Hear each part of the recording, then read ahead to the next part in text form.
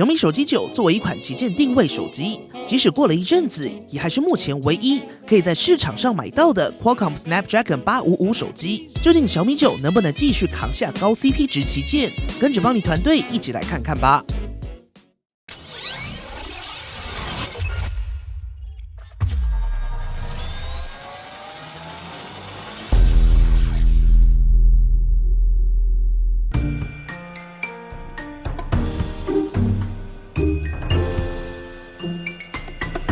小米9采用 Holographic 全新设计，没错，就是雷总在发布会花了很大篇幅介绍的全息幻彩。全息时正面看上去就像沉浸高亮的金属面，带着沉稳内敛的高冷。仔细一看，才发现镜头外的一圈竟闪着彩虹，又多了些点缀。而幻彩时七彩炫光，却又随着机身流线轻盈展现流光溢彩。小米9的全息幻彩有时就像个傲娇高中生，不论你怎么转怎么翻，幻彩流光就是不出来。当你几乎放弃时，却又在曲面的边缘给了你希望。闪了一圈后，流光却又稍纵即逝。当你再努力一些，整面的幻彩就此妥协，在机身上滑顺的自由变换，可以是整面的，也可以是随性的局部展现，甚至不经意的闪了一圈。我想随心所欲才是全息幻彩最重要的精髓。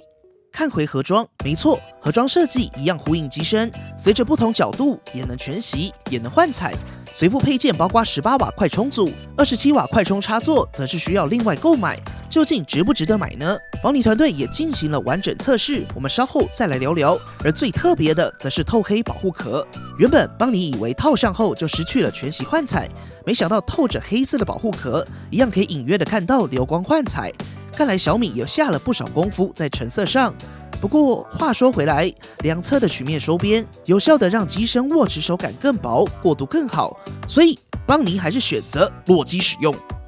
机身配置上，右侧由上到下分别有音量按钮、电源按键，底部拥有隐藏天线、Type-C 接孔以及不变的单喇叭，顶部拥有麦克风以及旗舰机少见的红外线发射器，可以直接让手机变成遥控器，开冷气、调温度都不是问题。左侧有支援双卡双4G 的卡槽，俗话说得好，有得必有失。补回了红外线，拔掉了 Micro SD 扩充，也没有 3.5mm 耳机接孔，倒是多了个 AI 键，可以直接启动 Google 语音助理。究竟值不值得呢？留言告诉邦尼吧。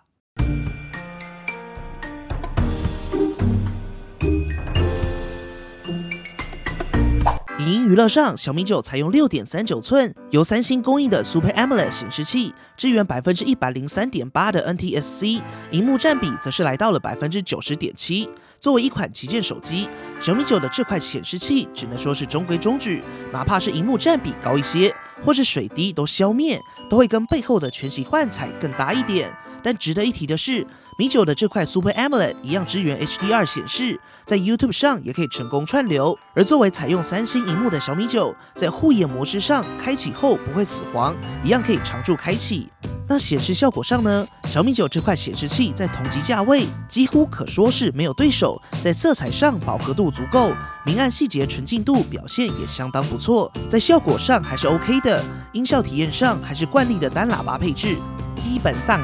几乎每集都有人吐槽邦尼的听筒辅助啦，只能说声音真的太小，请原谅邦尼无法把它视为一颗喇叭。不过以结果来说，小米9依旧是目前单喇叭阵营声音够大、音质还算不错的机种了。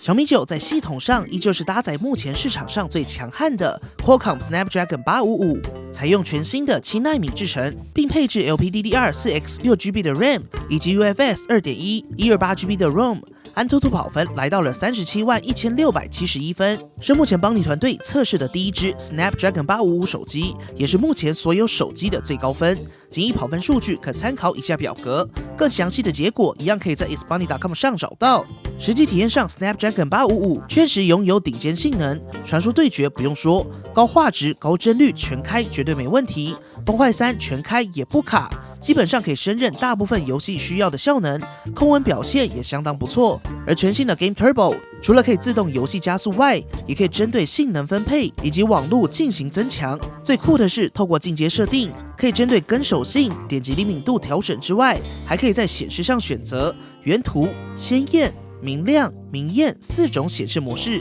在吃鸡这类游戏中，则可以更清楚显示暗部细节，早一步看到远方小人。续航上，小米9虽然只搭载3300毫安时电池，但在 PCMark 电力测试一样达到了13小时6分钟，可见小米针对 Snapdragon 855调教也能够驾驭了。而大家最关心的还是这次全新的快充实测，不论是有线还是无线，在插上电源后都会出现相当酷炫的动画，几秒后启动快充模式，则会再多出 Charge Turbo 示意，使用上相当直觉。先来说说我们透过随附的18瓦快充进行有线充电。在0到100%的测试中，40分钟时达到了68%，而完全充满则是耗费了1小时11分。而27瓦的有线快充，40分时跟18瓦一样达到了68%，而完全充满则是1小时15分。没错，你没看错，27瓦居然比18瓦还慢了4分钟，估计是充电时的供电稳定性造成的影响。所以邦尼也在同样的条件下再一次重新测试，这次40分钟时达到了72%，快了一些。完全充满则是耗费了1小时又1分钟，看来这个测试结果还是比较符合期待。那20瓦有线充电呢？40分钟达到50%，完全充满则是达到惊人的1小时33分。在邦尼这几天的实际体验上，如果你期待27瓦能够有更好表现，其实跟18瓦比起来相去不远，差异都在15分钟内，而且只要稳定充电，不一定会差太多。在短时间回血上，也只能说差异存在，但并不明显。不过20瓦无线快充确实已经达到可以释怀线充的程度。如果你要买20瓦无线充电盘，盒内就已经随附了27瓦快充，两者是包在一起的，所以也可以实际体验看看啦。不过27瓦无线充电器或许因为内部风扇散热机构的关系，没办法立起来，对于在办公室的沉浸感来说稍微可惜。安全性上，小米9采用第5代萤幕下指纹辨识，速度还是相当快。不过稍微可惜的是，脸部辨识因为水滴的关系，不再支援红外线解锁，在较黑的环境下，只能透过萤幕亮光来辅助，或是使用指纹解锁。萤幕上一样支援 Always On Display， 并且拥有依照当地日出日落变换的动态桌布。附加功能上则是支援近期蛮热门的深色模式，开启之后系统将全面换成深色配色。当然，小米9也支援 NFC， 并且可以成功启用 Google Pay 进行感应支付。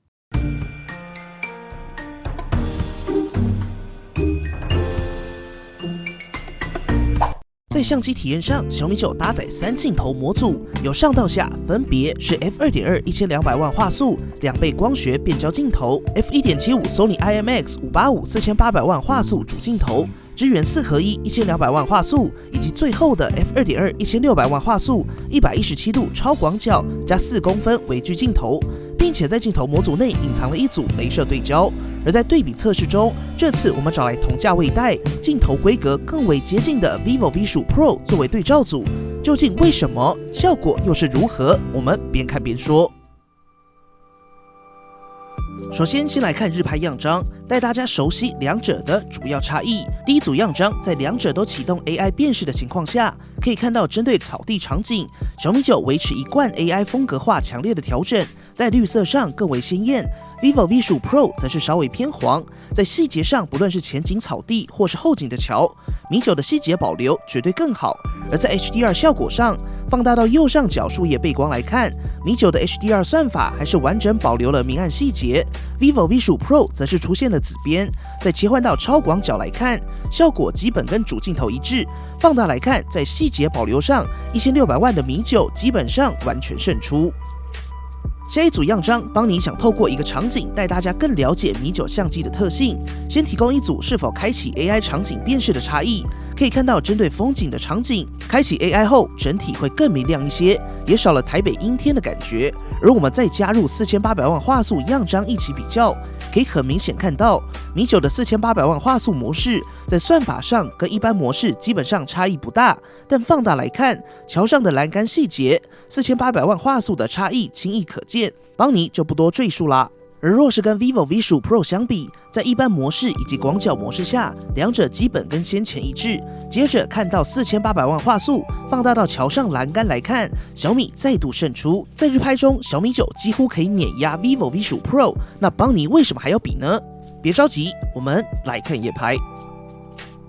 第一组夜拍样张，我们可以看到两者都使用自动模式拍摄，并没有开启夜景模式。从肉眼来看，不难发现 vivo V10 Pro 在降噪算法上还是相当强劲，而在 HDR 效果上，放大到右下角的 LED 灯条，再看到左侧建筑物亮处，可以说 vivo V10 Pro 高光抑制完全胜出。米9只有在右侧建筑物解析中，以满满噪点状况下稍微胜出。第二组样张就更加明显啦，我们找到肉眼所见相当暗的地方，在一般模式下差异应该相当明显，不论是两排脚踏车中间的草，以及脚踏车细节都相当明显。甚至如果大家觉得图片稍微有些模糊，必须老实说，米9确实在极低光源环境下，有可能造成对焦失误，以及画面涂抹噪点严重甚至模糊。邦尼已经确认镜头擦干净，而且尽力对焦了，其实就是低光源下的算法失误。效果就如样张所见，甚至不用请出一般模式下的 S10 Plus 来对比，只能说米9在夜拍下，以今年旗舰水准来看，老实说，邦尼认为米9已经完全不是同一个级别的竞争了。接下来的样张，这一组在一般模式下 ，vivo V10 Pro 细节一样更好。不过值得庆幸的是，在稍微有光源的环境中，打开夜景模式，放大到路灯来看，米9在 HDR 效果上则是更为出色，细节也变得更好。而接下来这一组放大到亮部细节来看，不论是一般模式、夜景模式，或是4800万画素，都有不同幅度的模糊状况。好，邦尼就先说到这边。总结来说，过往的良好体验，应该不难发现，邦尼对于这次米9相机其实相当期待。在多组的样张对比，我们排除了个案的可能。作为小米首款4800万画素机种，或许碍于感光元件天生限制，又或是在4合1算法上还有琢磨空间，在夜拍中效果确实不尽理想，已经不单单是底大一级压死人可以草草带过。毕竟邦尼团队也为此特意拉回同是4800万的中阶定位机款进行对比。如果你期待的是小米9的拍照体验，日拍下小米9可以给你具有先前机种一致的 AI 场景辨识风格调整，并且提供更好的细节保留。但在夜拍上，邦尼希望小米能够提供后期更新，并且期待在算法上会有更进一步的改善。到时候我们再让小米9跟今年的旗舰一较高下。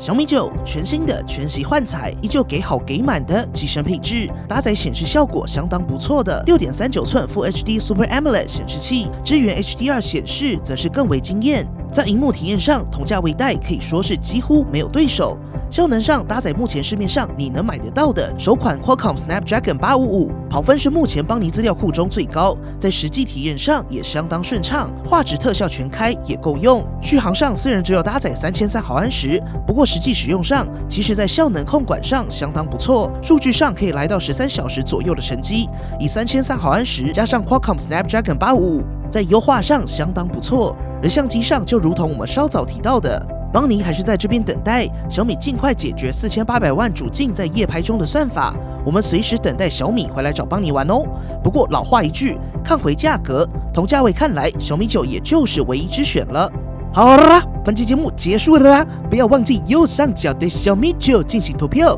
或底下留言告诉邦尼团队，你还想知道小米9哪项功能或想看的产品测试哦。对了，快点到 Facebook 私讯邦尼的粉丝专页，找邦尼 AI 小助理玩吧。如果喜欢本期的节目，不要忘记订阅邦尼，并且追踪我们的 Facebook、Instagram， 以及加入 Line@ 跟我们讨论。如果还有其他问题，别忘了底下留言。那我们就下期影片再见喽。